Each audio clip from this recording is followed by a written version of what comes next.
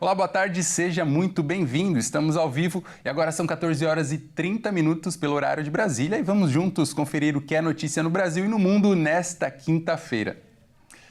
E olha só, neste fim de semana vai acontecer um evento muito especial das mulheres que vencem, Ministério da Igreja Internacional da Graça de Deus. É o Retiro Nacional MQV Recomeçar. O nosso repórter Kleber Werneck vai chegar agora, vai trazer para nós todas as informações desse evento. Kleber está aqui. Kleber, muito boa tarde, seja bem-vindo ao nosso jornal. Conta para a gente os detalhes desse evento.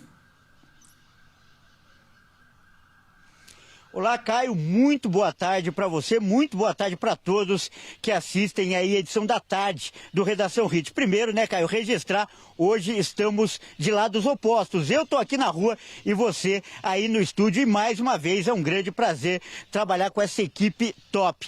Como você falou, acontece um grande evento a partir de amanhã aqui na cidade de Sumaré, no interior de São Paulo, Sumaré que fica na região de Campinas. E para você que vai vir, aí vai participar do primeiro Congresso Nacional das Mulheres, do Ministério Mulheres que Vencem.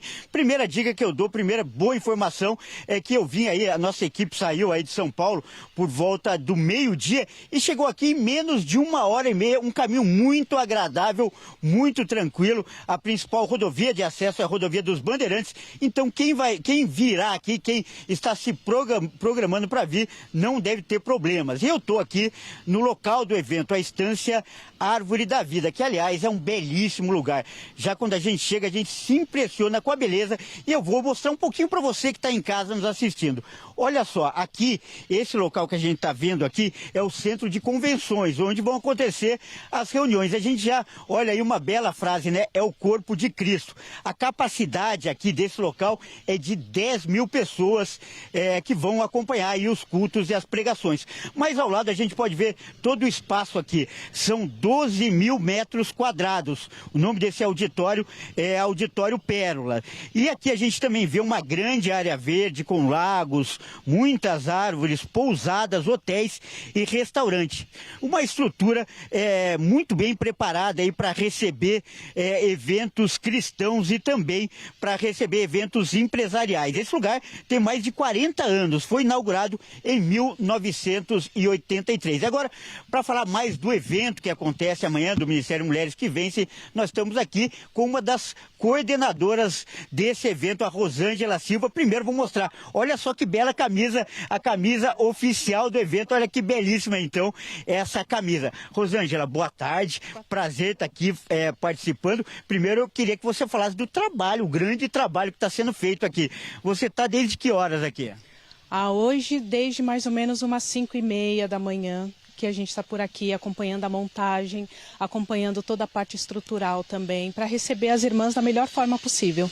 Um grande evento e uma grande estrutura, né? Aliás, é um evento, nunca aconteceu na história da igreja, um evento para mulheres desse tamanho. Não, nunca aconteceu. É a primeira vez que nós vamos receber assim tantas mulheres. Nós já tivemos eventos anteriores que recebemos uma média de 5 mil, mas esse aqui, com a estrutura que tem, que vai acontecer até um retiro junto, nunca aconteceu. É assim um marco para as mulheres que vencem. E serão mulheres de todo o Brasil e muitas caravanas aqui do estado de São Paulo também, né? Isso, vem muita gente de fora, vem mulheres de todas as partes do Brasil e também do estado de São Paulo. Agora, é importante falar também, vai que muitas mulheres aí que nos assistem podem ter interesse, mas isso não é mais possível, né? Havia uma inscrição prévia e só poderá participar quem fez essa inscrição. Queria que você explicasse, por favor. Isso, para vir para o Congresso é necessário fazer uma inscrição e ter também confirmado uma caravana, porque por ser um lugar que tem capacidade para 10 mil mulheres, a gente quer receber todo mundo de forma bem confortável. Então, é necessário fazer essa inscrição, ainda dá tempo, ainda está aberto, procura uma caravana em uma das nossas igrejas e faça que ainda dá tempo. Olha, importante então dá tempo ainda. E tem algum site, algum telefone, enfim, algum contato que as mulheres podem procurar? Tem sim, Elisângela. E o número é 11 96963 4389. Pode chamar nesse número que a gente vai atender e com certeza vai ser bênção. Repete, por favor, agora com mais calma, né? Até na próxima entrada aí a gente coloca esse número na tela também, por favor. 11 96963 4389.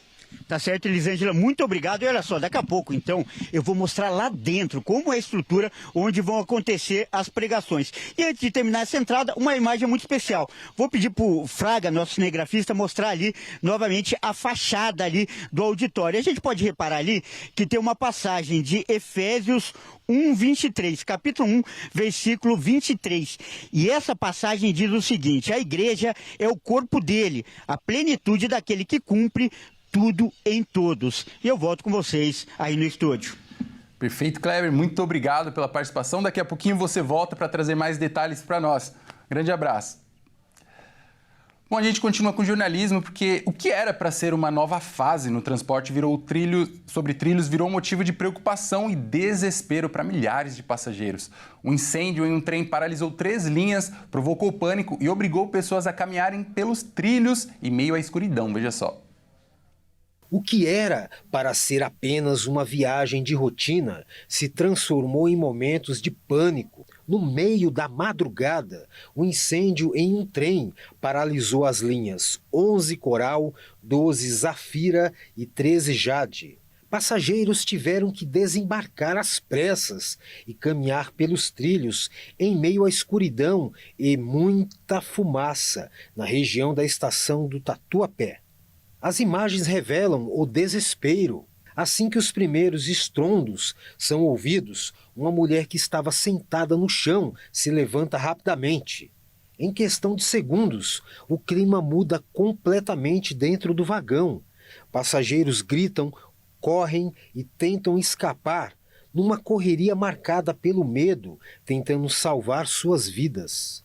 O caso aconteceu apenas 2 dias depois de a concessionária Trivia Trens assumir a operação das linhas 11, 12 e 13, além do Expresso Aeroporto. Ao assumir o serviço, a empresa prometeu aumentar a capacidade da rede, modernizar a infraestrutura e construir novas estações. Mas a estreia foi marcada por uma série de falhas. Em apenas 2 dias de operação, pelo menos 6 ocorrências foram registradas. Na estação Brás, passageiros enfrentavam mais de 20 minutos sem trens, com plataformas lotadas e filas gigantescas. Na Barra Funda, um trem precisou ser esvaziado, aumentando a espera e a insatisfação dos usuários. Novos problemas atingiram as linhas Coral e Zafira, provocando atrasos, transtornos e muita revolta. Para quem depende do transporte ferroviário todos os dias, a expectativa por melhorias deu lugar ao medo, à insegurança e à dúvida sobre a confiabilidade do serviço para quem depende dele todos os dias para trabalhar. E olha só, uma decisão do Supremo Tribunal Federal colocou pela primeira vez um ministro do Superior Tribunal de Justiça no centro das investigações sobre um suposto esquema de venda de decisões judiciais. A Polícia Federal vai aprofundar a apuração, veja só. O ministro do Supremo Tribunal Federal, Cristiano Zanin, autorizou a Polícia Federal a investigar formalmente o ministro do Superior Tribunal de Justiça, Mauro Ribeiro, em um dos inquéritos que apuram supostos esquemas de venda de decisões judiciais. É a primeira vez desde o início da Operação Cinzanes, em novembro de 2024, que um ministro do STJ passa a ser investigado diretamente no caso. Em um relatório enviado ao STF, a Polícia Federal apontou indícios de irregularidades em 10 processos relatados por Mauro Ribeiro. A suspeita é de que decisões tenham beneficiado a advogada Miriam Ribeiro Gonçalves, mulher do lobista Anderson de Oliveira Gonçalves, investigado por suspeita de comprar decisões e corromper assessores do STJ. Um dos casos envolve uma disputa por uma fazenda em Mato Grosso. Segundo a Polícia Federal, o ministro teria mudado o entendimento sobre o processo depois que uma das partes apresentou uma procuração em nome da advogada.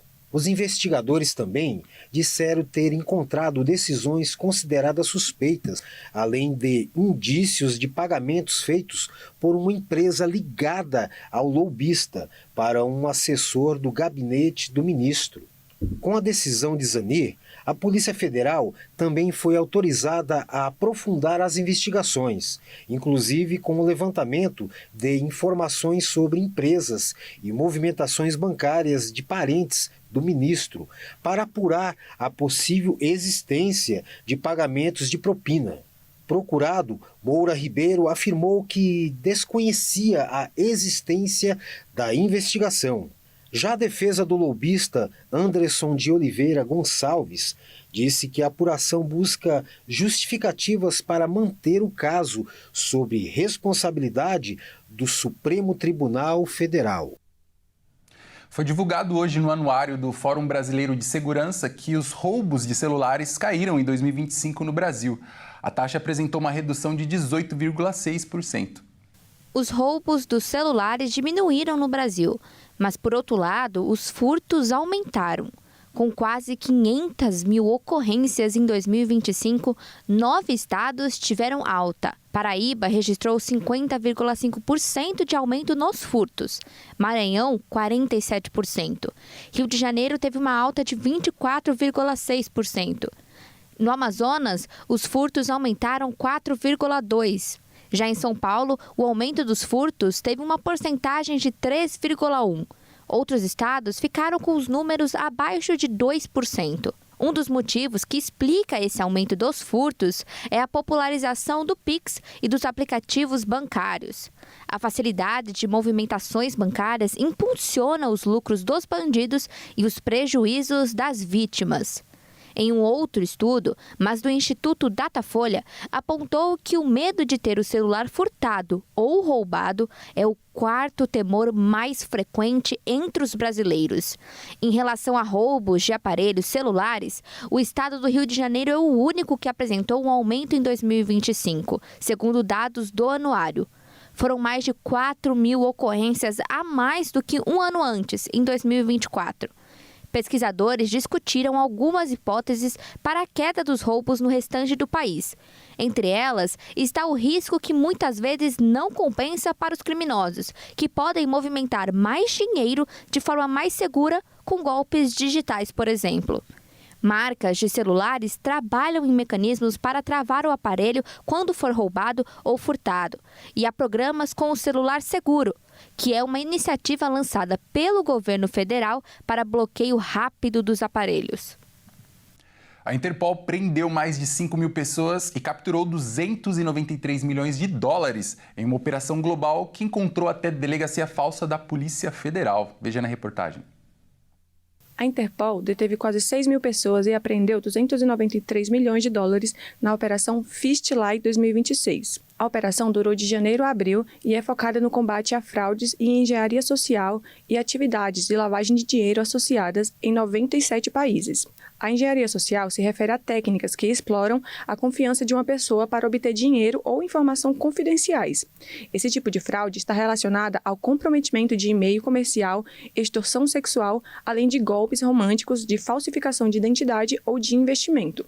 Ao todo, mais de 142 mil vítimas ao redor do mundo foram identificadas durante a Operação Fistlight 2026, evidenciando a extorsão em que os golpes de engenharia social e as fraudes se intensificaram, tornando-se uma grande ameaça transnacional que afeta indivíduos, empresas e governos. A operação também levou à apreensão de uma réplica realista de uma esquadra de polícia brasileira, com uniformes falsos, tentando se passar pela Polícia Federal do Brasil, através de videochamadas. Os criminosos convenciam as vítimas que elas eram alvos de crime, levando-as a transferir fundos para colocar em segurança, fundos esses que eram desviados posteriormente. E olha só, pacientes com câncer estão enfrentando uma espera cada vez maior para conseguir uma cirurgia pelo Sistema Único de Saúde, o SUS. Uma auditoria do Tribunal de Contas da União aponta que, em boa parte dos casos, o prazo previsto em lei não está sendo cumprido, o que pode comprometer o tratamento e as chances de recuperação.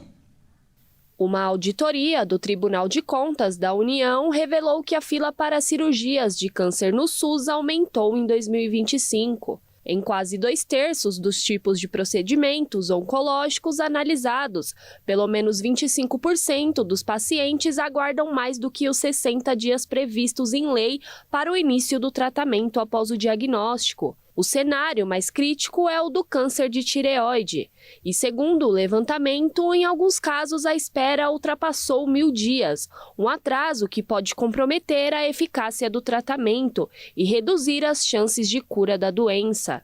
A chamada Lei dos 60 Dias, em vigor desde 2012, garante que todo paciente com diagnóstico confirmado de câncer comece o tratamento pelo SUS em até 2 meses.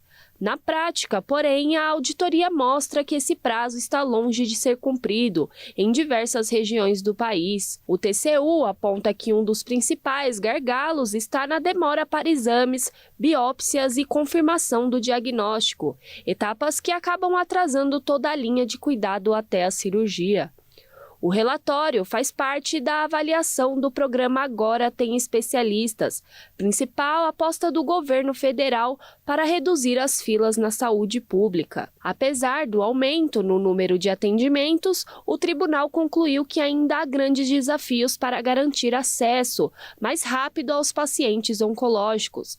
Em nota, o Ministério da Saúde informou que reconhece a demora na assistência ao câncer e afirmou que trabalha na reformulação da linha de cuidados oncológicos, com medidas para ampliar diagnósticos, agilizar encaminhamentos e reduzir o tempo de espera por cirurgias e outros tratamentos. Especialistas alertam que no tratamento do câncer o tempo é decisivo. Quanto mais cedo a doença é tratada, maiores são as chances de sucesso e de recuperação dos pacientes.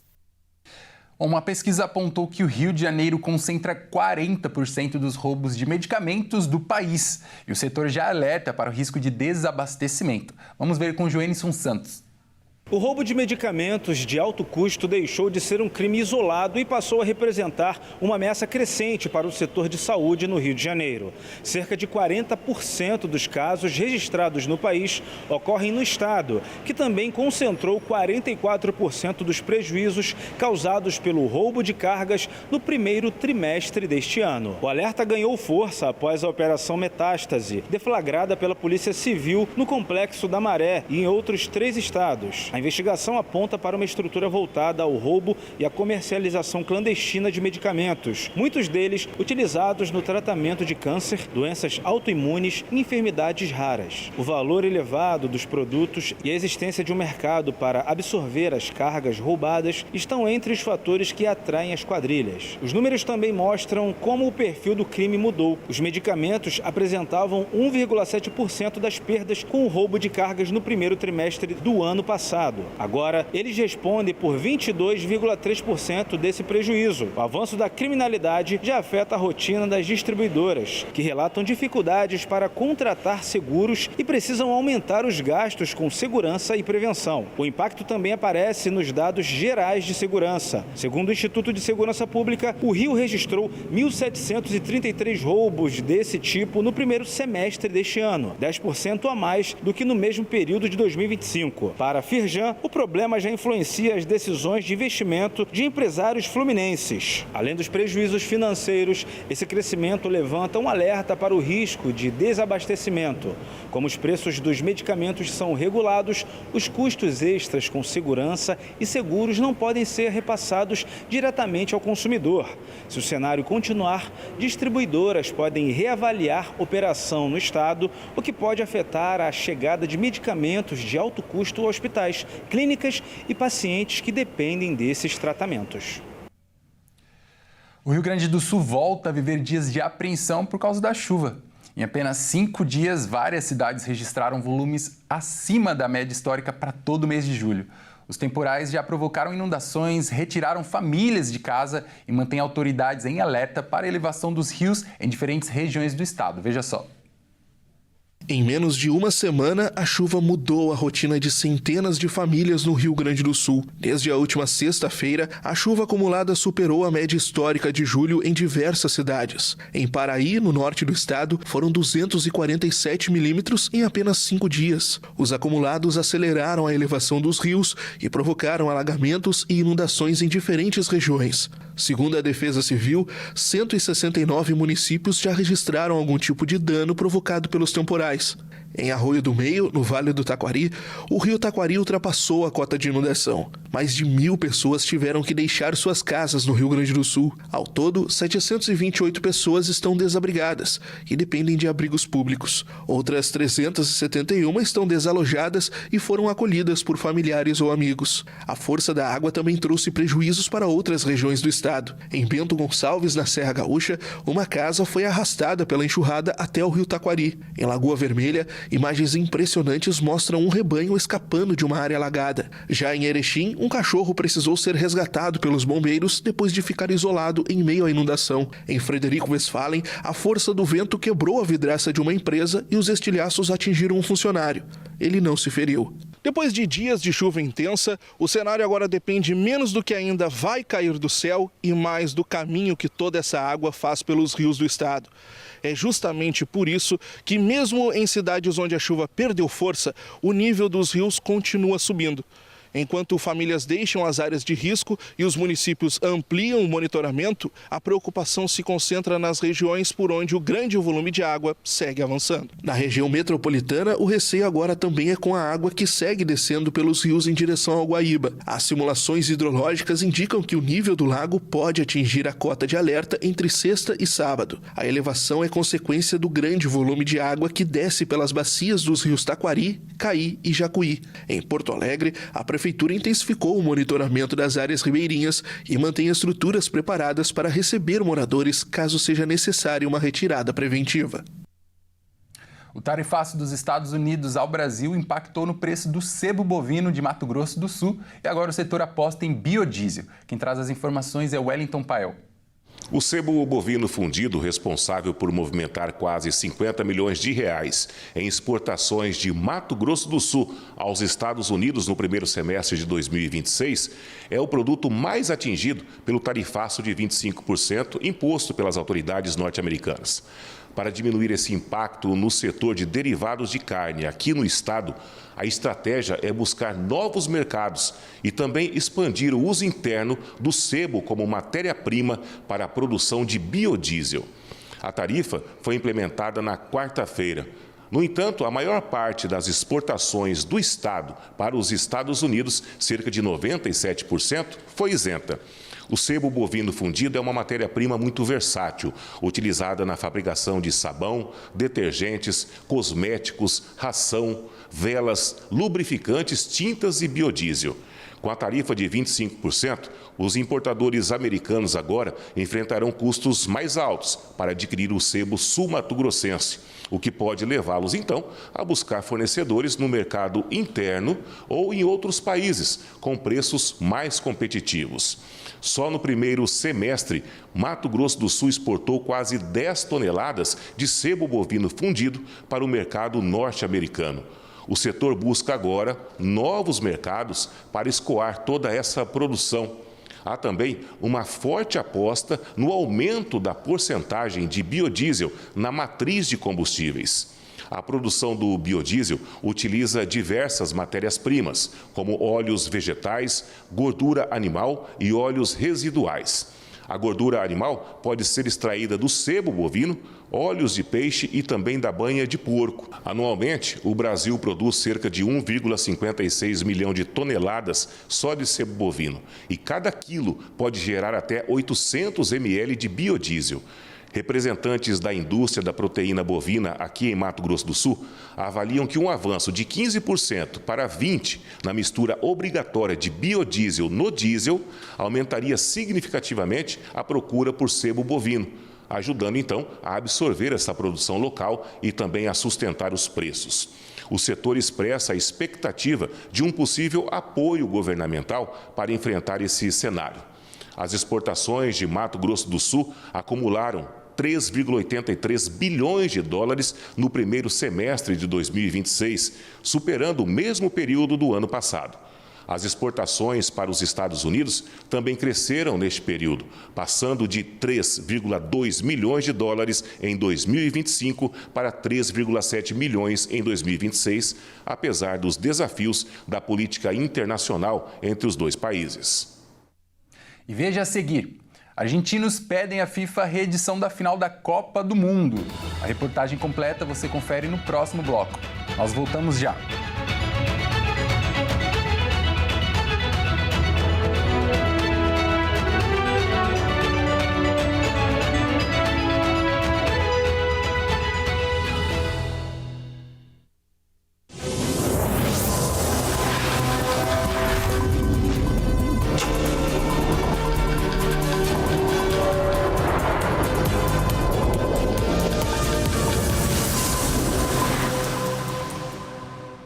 Olá, nós estamos de volta, seja bem-vindo mais uma vez.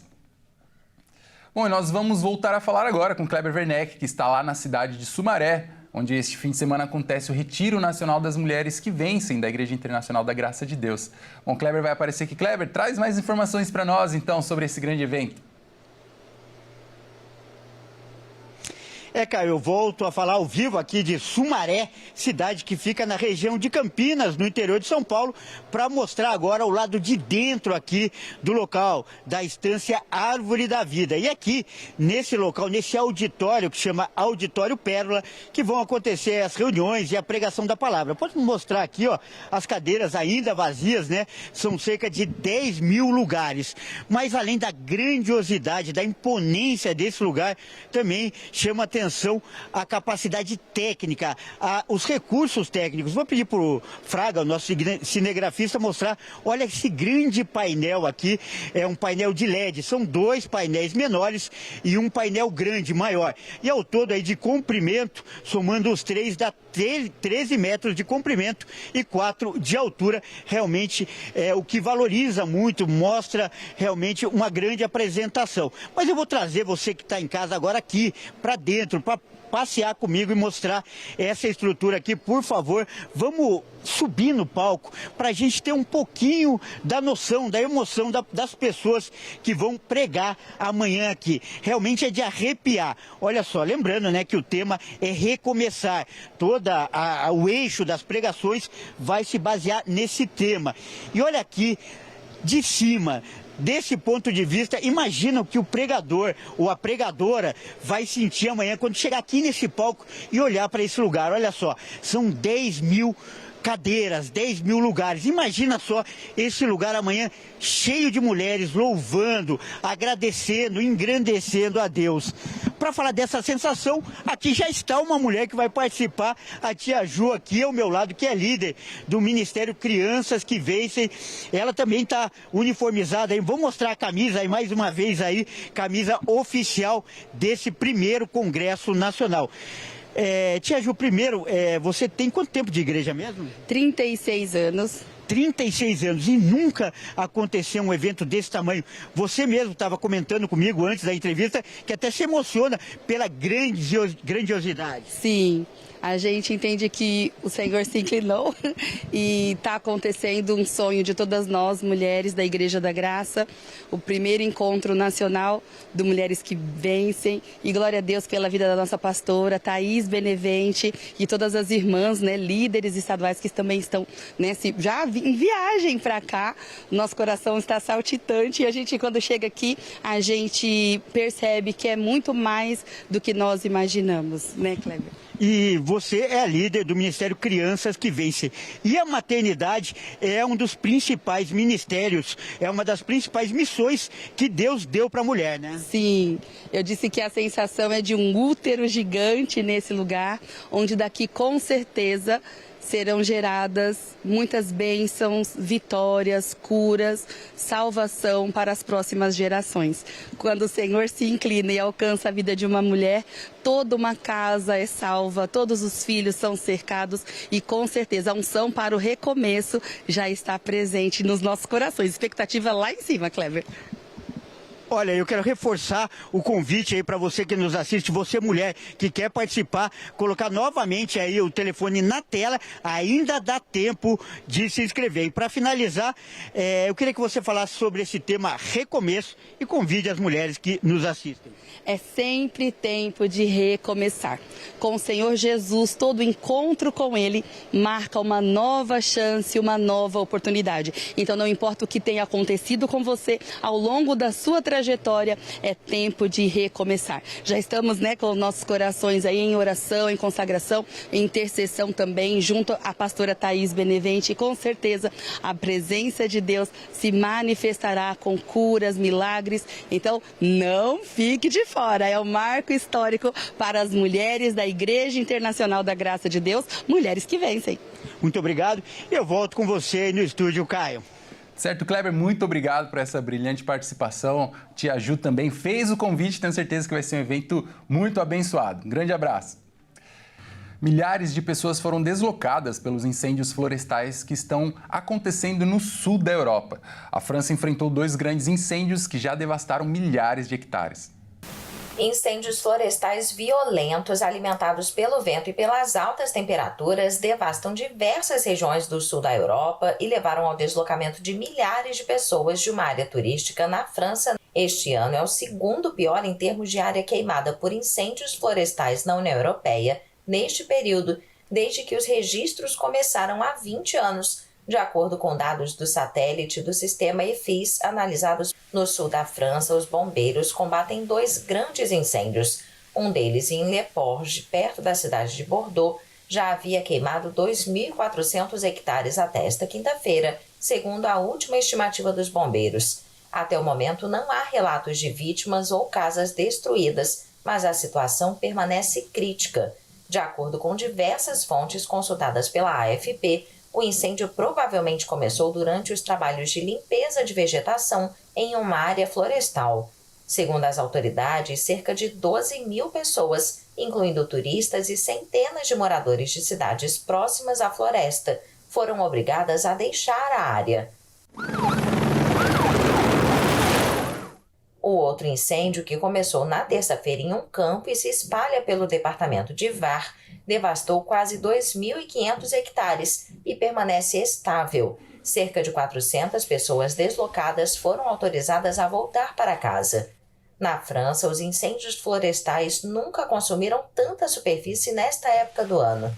Espanha e Itália também enfrentam um de seus piores anos, e a situação é agravada pela seca e a onda de calor registradas nos últimos meses.